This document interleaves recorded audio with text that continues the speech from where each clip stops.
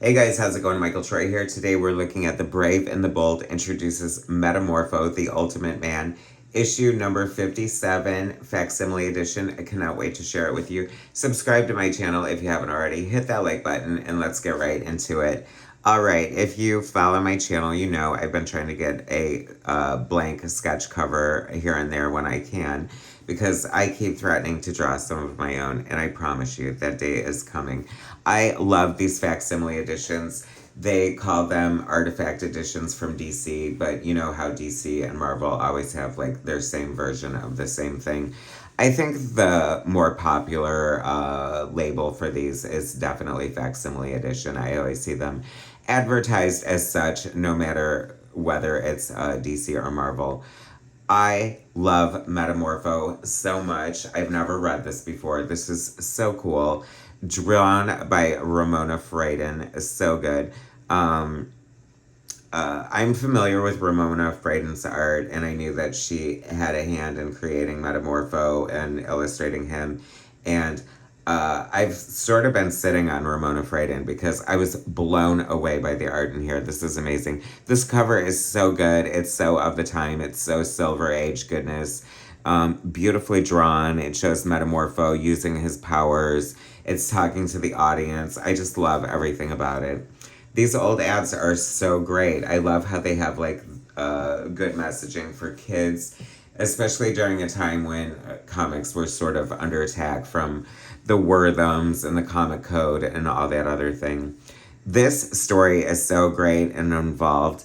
The sad thing about facsimile editions is that, especially if they're from a time where they don't give credit to the creative team, you don't really know. Like, you know, the only new things on a facsimile are going to be like a variant cover, the hiked up price tag, and the paper quality. DC is using more of a newsprint, which people like, and Marvel is using a slicker paper, which people decry.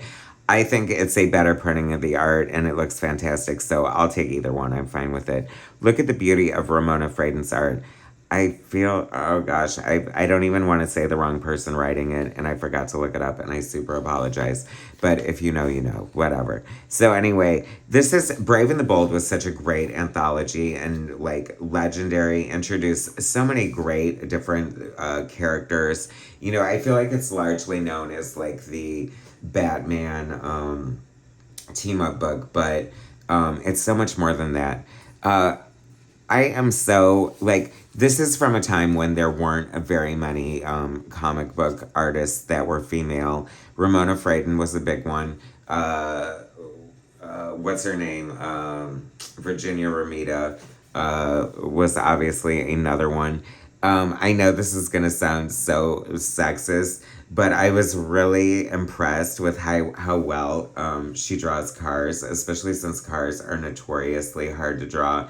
And it seems like, you know, a woman wouldn't be super into wanting to draw a car. And I think this is easily one of the best drawn cars I've ever seen in a comic book. I love this sapphire convertible. We have Rex Mason. You know, he's this good looking, like, kind of adventurer. He's engaged to Sapphire Stag. Her husband's this rich, weird scientist who's always sending Rex on these missions. And it's always like one more mission. You know, he's kind of keep him away from his daughter. He's got this like henchman, sort of almost like a Neanderthal, who is in love with Sapphire as well. So they're trying to get rid of Rex, and they're going to abandon him in a pyramid in Egypt. What could go wrong, right? I love Fradon's style. It's so interesting because Metamorpho to me was introduced in the pages of Batman and the Outsiders. I'm a late DC bloomer. Well, I guess, you know, 40 years ago, whatever, right? But anyway, so he was always sort of like, I've never been attracted to like the weird freak of the team. Like I've always like been happy that they're there, but they've never been like my favorite or the one I connected to. However, I truly love Metamorpho. I love the way Jim Aparo drew him, and the parallels between Jim Aparo's art and Ramona Fradon are kind of interesting because it shows that Metamorpho was such a great addition to Batman and the Outsiders, especially drawn by Jim Aparo.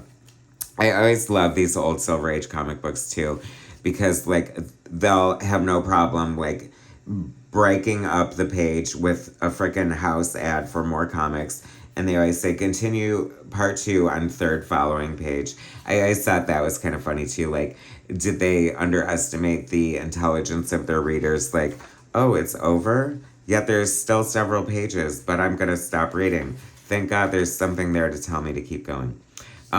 Also interesting, these fun little comic strips that you would see in, like, I don't know, the Sunday Funnies. Seems so random here, but I'm sure it was just part and parcel of the time. Love this ad for this 80-page giant Batman. Love the pink and yellow. If you're from an advertising background, you know that those colors pop. So definitely trying to make comics pop, you know, especially when they're on the racks and all you see is a third of the top of the cover. I also love the Silver Age for what I'm finding in a lot of these facsimile / artifact issues is like the chapter breaks. Like they have 3, sometimes 5 chapters, and I just kind of love it. Like I cannot get over the art. This is like new favorite artist alert. I've always been impressed by her art whenever I've seen it, but to actually like read through an actual comic book and see her storytelling, the amount of detail, just the care and thoughtfulness that goes into everything. If I had one gripe, she kind of uses this like arrow to guide you, and if you're laying out the page correctly, your eyes shouldn't need the visual cue. But I'm okay with it. You know what I mean? Because everything else seems like I feel like she must have had a reason because everything seems so beautifully like laid out and planned. This is such a great adventure. Him like penetrating the pyramid. He finds this like asteroid that is like kind of powering the pyramid. They make reference to the hot surface. And then he essentially like loses his life because of the radiation being given off by this asteroid. And in one last ditch attempt to save himself, he remembers this compound in this ring that Simon Stagg had given him that said, if you ever feel like you're close to losing your life, take this. You know, no explanation or whatever. So he takes it, he seemingly dies. The effect, the beautiful storytelling on this page is so amazing to me. I love everything about this. The silhouettes, the spotting of blacks, the shadows. It is so good. Just the way Metamorpho looks, what a brilliant, genius design. I love that his sort of morphed body is part of his costume. What kind of differentiates him from the Thing is like the different chemical compound makeups of different, you know, parts of his body, limbs, and everything. This is a great panel here. Him seeing his reflection for the first time. Not an easy panel situation to pull off, and it is done so well.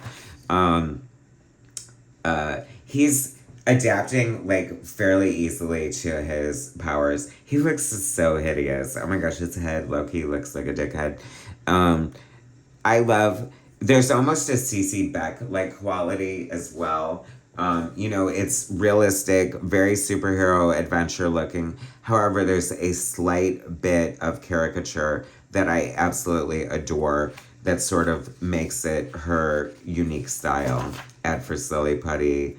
This is so good. You can get a special 10 issues of Brave and the Bold for $1. Why are comic books not doing a direct to consumer is how a lot of businesses start. Like if you know, like Diamond Distribution is having so many problems and people love things delivered to their door. I don't understand comics and its eternal effort to shoot itself in the foot and kill its own industry isn't like doing subscriptions anymore. It seems like now more than ever would be the time to do it, right? Especially if you could get it for much cheaper.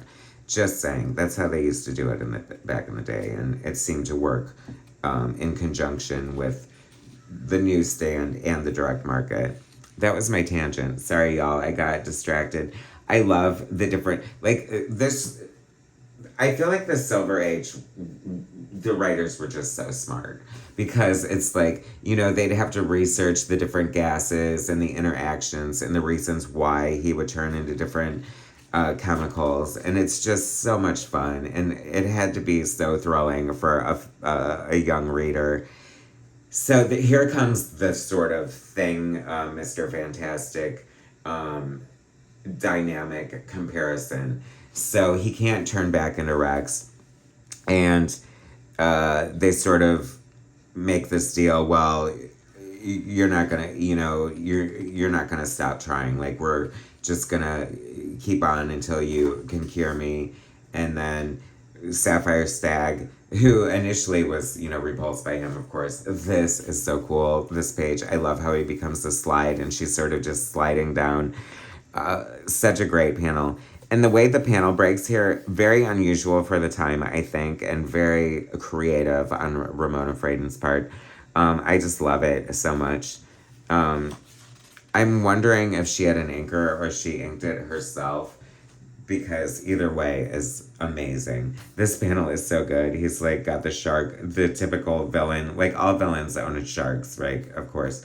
He's on the steps, and the way the shadow is over here, and this is just one little panel. Like, this should have been a splash page ending here, and it just sort of ends. We have Metamorpho.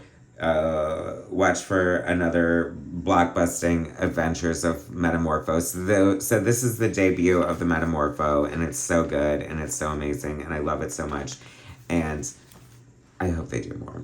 I cannot wait for more Ramona Fradon. I'm waiting for them to facsimile Artifact Dick Sprang, because I know I'm going to lose my mind when I finally get my hands on one of those. Anyways, so good. I hope you guys got this. It is so much fun. This is one of the best comic books I've read in a long time, and it's from a million years ago. Subscribe to my channel if you haven't already. Hit that like button, and I'll bring you more soon.